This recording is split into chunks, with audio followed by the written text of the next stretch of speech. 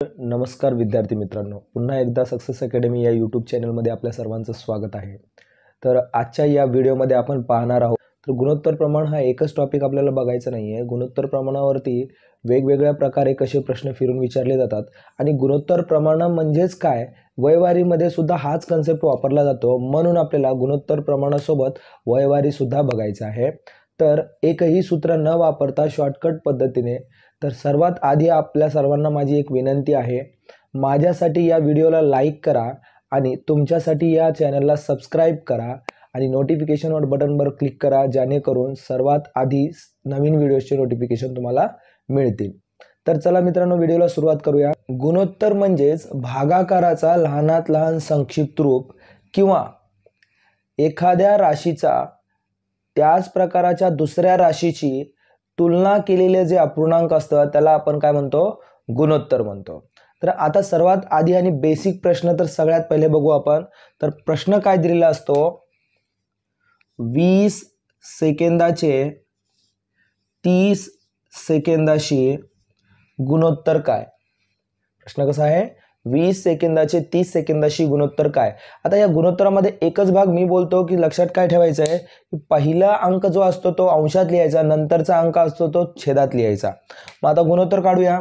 0 0 सोबत कटला आणि 3, त्यांचं गुणोत्तर किती आलेलं आहे, 2:3। म्हणजेच 20 सेकंदाचे 30 सेकंदाशी गुणोत्तर काय आहे, 2:3। पुन्हा यावरच एक प्रश्न पाहूया आपण। काय दिलेला आहे, 5 मिनिटाचे एका तासाशी गुणोत्तर काय। तर 5 मिनिटाचे एका तासाशी, 5 मिनिटाचे एका तासाशी गुणोत्तर काय। मग आता 5 मिनिटाचे एका तासाशी गुणोत्तर जर लिहिलेलं असेल तर मला सांगा, 5 हे घटक आहे मिनिट आणि छेदामध्ये लिहितोय 1 तास। 5 मिनिटाचे एका तासाशी दोन्हीचे एकक समान नाही आहेत, मग या तासाला एकक मिनिटात रूपांतर करण्यासाठी आपल्याला माहिती आहे की 60 मिनिटाचा 1 तास असतो, म्हणून गुणाकारात किती घेतले, 60। आता नेहमी लक्षात ठेवा, जो मोठा एकक असतो त्यालाच लहान्यामध्ये रूपांतर करा, याला रूपांतर करायला जाऊ नका, पॉईंटमध्ये उत्तर येणार।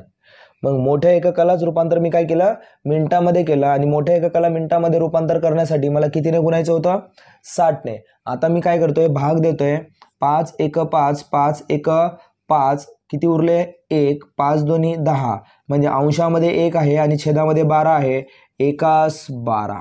म्हणजे त्यांचं गुणोत्तर किती आलं, 5 मिनिटाचं एका तासाशी जे गुणोत्तर आलेलं आहे ते किती आहे, 1:12।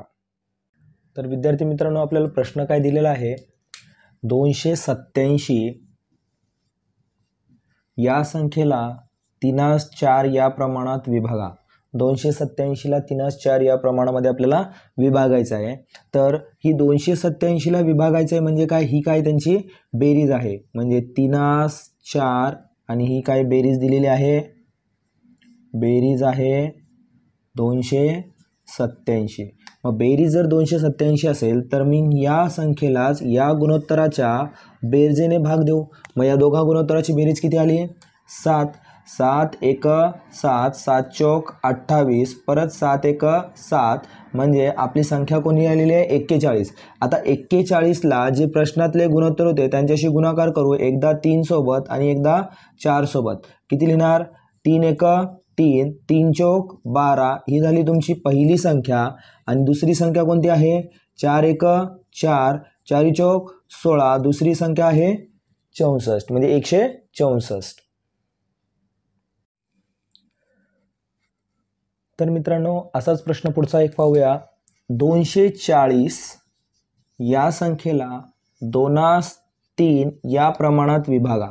पुन्हा आपल्याला विभागायचं आहे 2:3 प्रमाणामध्ये। कशाला, 240ला।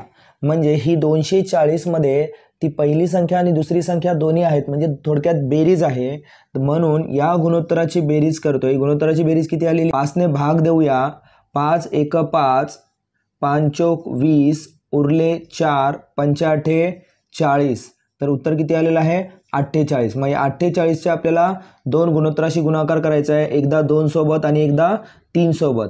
तर 48 2 96, 48 त्रिक 144, म्हणजे आपल्या त्या दोन संख्या आपण विभागलेल्या कोणत्या आहेत, 96 आणि 144. आता एक लक्षात द्या मित्रांनो, गुणोत्तर कोण्या प्रमाणामध्ये आहेत, म्हणजे पहिलं गुणोत्तर लहान आहे, दुसरं गुणोत्तर मोठं आहे. म्हणजे पहिले लहान आणि नंतर मोठे असलेल्या संख्या टिक करा, अथवा 144 आणि 96 पण पर्यायामध्ये दिलेला असतो.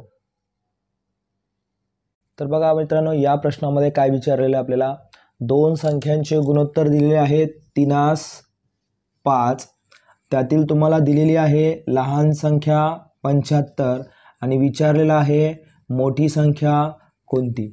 मग आता ह्या गुणोत्तरामध्ये जर तुम्हाला लहान संख्या दिलेली आहे 75, मग लहान संख्येच्या गुणोत्तराखाली लिहा, कारण की यावेळेस आपल्याला बेरीज दिलेली नाही, संख्याच दिलेली आहे. मग लहान संख्येच्या खाली लहान संख्या लिहिली आणि विचारा मोठी संख्या कोणती.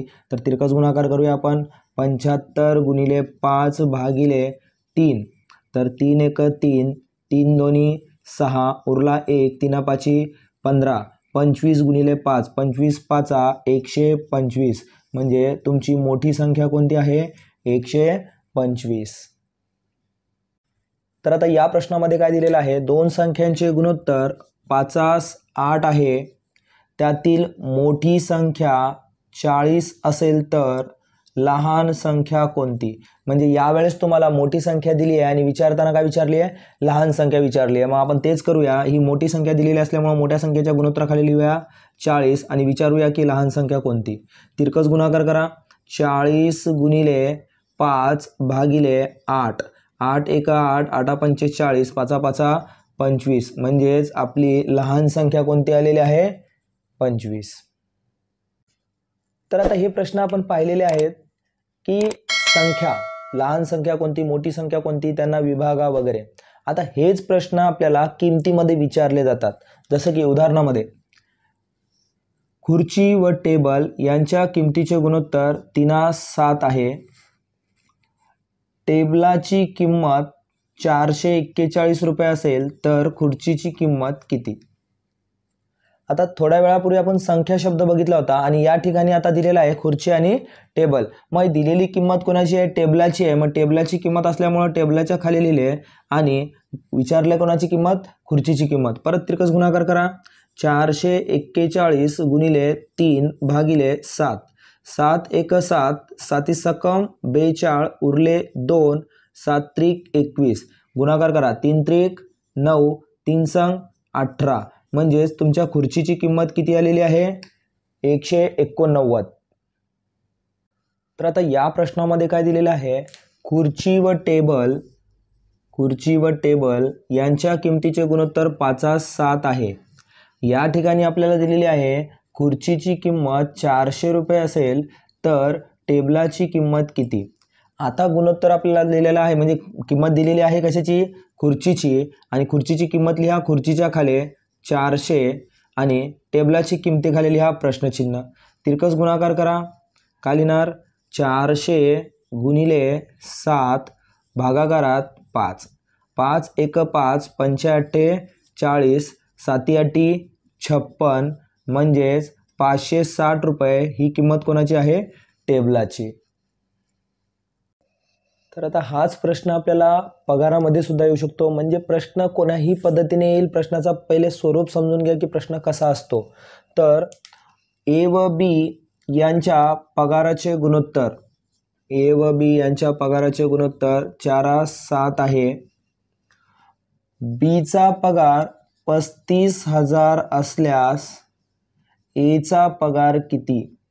बीचा पगार 35,000 असल्यास एचा पगार किती. मग आता हे पगार दिलेला बीचा आहे म्हणून बीच्या खाली लिहितोय मी 35,000 आणि विचारले कोणाचं आपल्याला,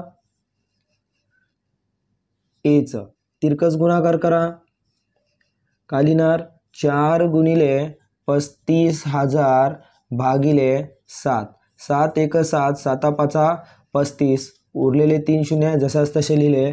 तर 4 पंचे 20. म्हणजेच 20,000 रुपये हा पगार झाला एचा. तर विद्यार्थी मित्रांनो, आता पाहणार आहोत की हेच गुणोत्तराचे प्रश्न आपल्याला वयवारीमध्ये कसे विचारले जातात. कारण की मी सांगितलंच होतं की गुणोत्तरासोबत आपण वयवारी सुद्धा पाहणार आहोत, त्याच प्रकारचे प्रश्न कसे असतात ते. तर प्रश्नामध्ये काय दिलेलं आहे, दोन व्यक्तीच्या वयाचे गुणोत्तर 3:4 आहे. त्यातील लहान व्यक्तीचे वय 29 वर्ष आहे तर मोठ्या व्यक्तीचे वय किती? या ठिकाणी काय करणार, लहान व्यक्तीचं वय दिलेलं आहे, लहान व्यक्तीचं वय लिहा 29 वर्ष आणि मोठ्या व्यक्तीच्या ठिकाणी लिहा प्रश्नचिन्ह, तिरकस गुणाकार करा. 29 गुणिले 4 छेदामध्ये 3, 3 एक 3, 3 त्रिक 9, 13 गुणिले 4 13 चौक 52. मोठ्या व्यक्तीचं वय किती लिहिलं आहे? 52 वर्ष. तर विद्यार्थी मित्रांनो, आपण पाहिलेले आहेत प्रश्न 2 गुणोत्तराचे. आता प्रश्न जर समजा 3 गुणोत्तरामध्ये विचारला म्हणजेच काय, तर ए बी सी यांचे गुणोत्तर 3/5 आहे. 3/5 आहे. बी ही संख्या 45 असल्यास प्रश्न विचारला जातो सी संख्या कोणती किंवा ए संख्या कोणती. तर बी ही संख्या 45 दिलेली आहे म्हणून इथे मी लिहितोय 45 आणि जर सी संख्या विचारली तर मी यांच्यासोबत तिरकस गुणाकार करणार. त्याचं उत्तर काय येणार आहे? काय? 45 गुणिले 7 भागिले 5, 5 एक 5, 5 9 45, 9 7 63. किंवा लहान संख्या विचारली असती किंवा मग ए संख्या विचारली असती तर याच्यासोबत तिरकस गुणाकार केला असता आपण 45 गुणिले 3 भागिले 5, 5 9 9 त्रिक 27. म्हणजे ए संख्या 27 तर सी संख्या 63. तर या ठिकाणी प्रश्न काय दिलेला आहे, 3 व्यक्तींच्या वयाचे गुणोत्तर 5 7 9 आहे. त्यातील लहान व्यक्तीचे वय 35 वर्ष असेल तर उर्वरित दोघांच्या वयाची बेरीज किती? आता इथं उरलेल्या दोघांच्या वयाची बेरीज विचारलेली आहे. मग थोडक्यात लक्षात ठेवा, लहान व्यक्तीचं वय दिले म्हणजे जे गुणोत्तर लहान आहे ते संख्या तुम्हाला दिलेली आहे. किती दिलेली आहे? 35. आणि विचारलेलं आहे उर्वरित लोकांच्या वयाची बेरीज. मग आता वयाची बेरीज म्हणलं तर पहिले गुणोत्तराची बेरीज करून घेतो. हा जर किंवा ह्याचं वय विचारलं तर सेपरेट लिहिले असते आपण, पण वयाची बेरीज शब्द दिला आहे. दोघांच्या वयाची बेरीज किती येते? गुणोत्तराची बेरीज 16. मग आता आपल्याला प्रश्न तोच आहे की 5 ला 35 तर 16 ला किती? तिरकस गुणाकार लिहिणार काय?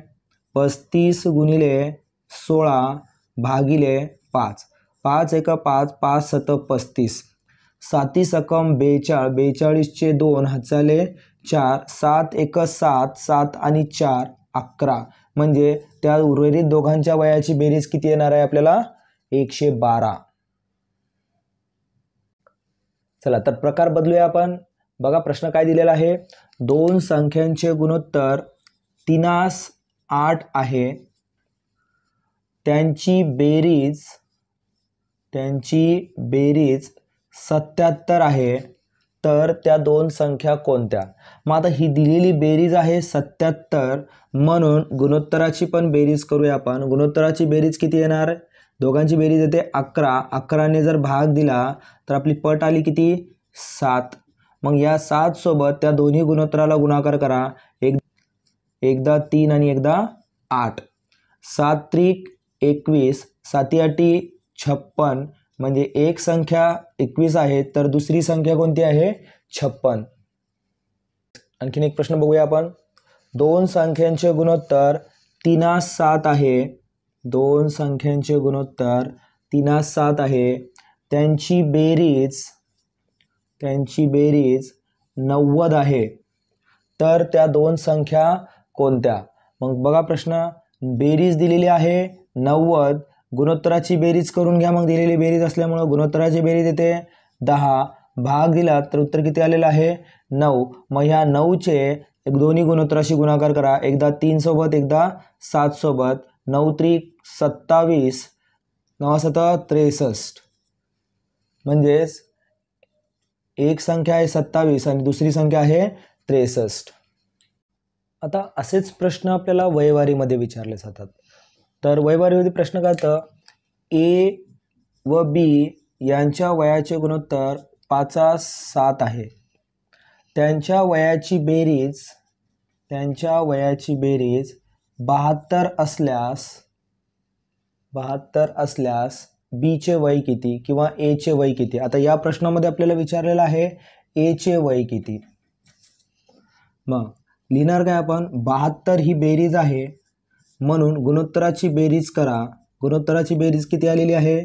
7 आणि 5 12, 12 एक 12, 12 सक 72. म्हणजे 6ला त्या दोन्ही संख्यांच्या गुणोत्तराशी गुणाकार करा 5 सोबत आणि 7 सोबत. 6 पंचे 30 आणि 6 सते 42. हा झाला एचं वय आणि हा झाला आपला बीचं वय. आपल्याला विचारलेलं आहे एचं, म्हणजे आपलं उत्तर काय असणार? 30. असाच पुढचा प्रश्न बघूया. राम व श्याम यांच्या वयाचे गुणोत्तर 3:5 आहे. त्यांच्या वयाची बेरीज 96 असल्यास श्यामचे वय किती? मग आता आपल्याला बघायचं आहे श्यामचं वय काढायचं आहे. तर दोघांच्या वयाची बेरीज दिलेली आहे 96, म्हणून या ठिकाणी मी बेरीज करतोय गुणोत्तराची. गुणोत्तराची बेरीज आली आहे 8. 8ने पहिले भाग देतोय. 8 एक 8, 8 एक 8, उरले किती? 1. 8 दोन्ही 16, संख्या किती आलेली आहे? 12. याचे दोन्ही गुणोत्तराशी गुणाकार करा, एकदा 3 सोबत एकदा 5 सोबत. तर श्यामचं गुणोत्तर 5 आहे. तर 12 पंचे श्यामचं गुणोत्तर 5 आहे. 12 पंचे 60, म्हणजेच श्यामचं वय किती? 60. आणि जर समजा रामचं विचारलंच असतं तर 12 त्रिक 36. तर विद्यार्थी मित्रांनो, या प्रकारे कन्सेप्ट अनुसार अभ्यास करायचा असेल तर माझ्या चॅनलला सबस्क्राईब